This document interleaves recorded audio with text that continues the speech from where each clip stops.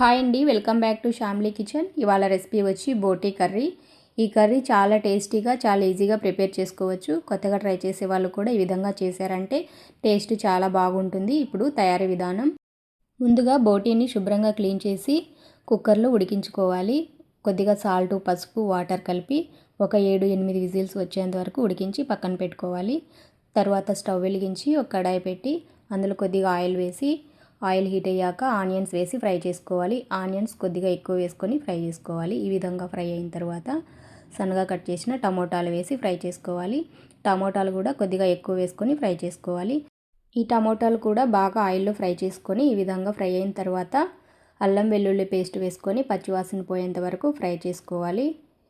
ఈ విధంగా ఫ్రై అయిన తర్వాత ఇప్పుడు ఇందులోకి ధనియాల పొడి, రుచికి సరిపడా కారము, కొద్దిగా పసుపు, సాల్ట్ వేసుకొని ఒకసారి ఇదంతా బాగా కలుపుకోవాలి.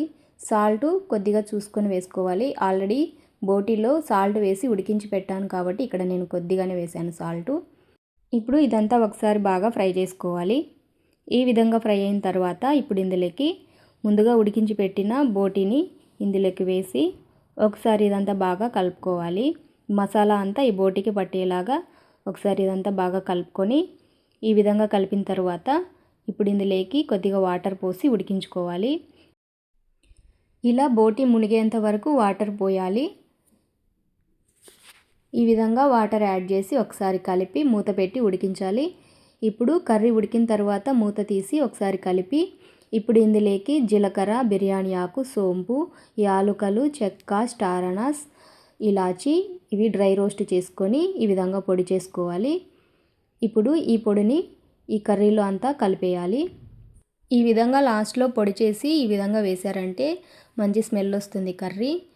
ఇప్పుడు ఈ విధంగా కలిపిన తర్వాత మూత పెట్టి మళ్ళీ ఒక 5 నిమిషాల పాటు లో ఫ్లేమ్లో ఉడికించాలి. ఇలా ఉడికిన తర్వాత మూత తీసి స్టవ్ ఆఫ్ చేసుకొని ఇప్పుడు ఇందులోకి సన్నగా కట్ చేసిన కొత్తిమీర, కొద్దిగా కరివేపాకు వేయాలి. నేను ఇక్కడ కరివేపాకు వేయలేదు, మీరు చేసేటప్పుడు కరివేపాకు వేసుకోండి.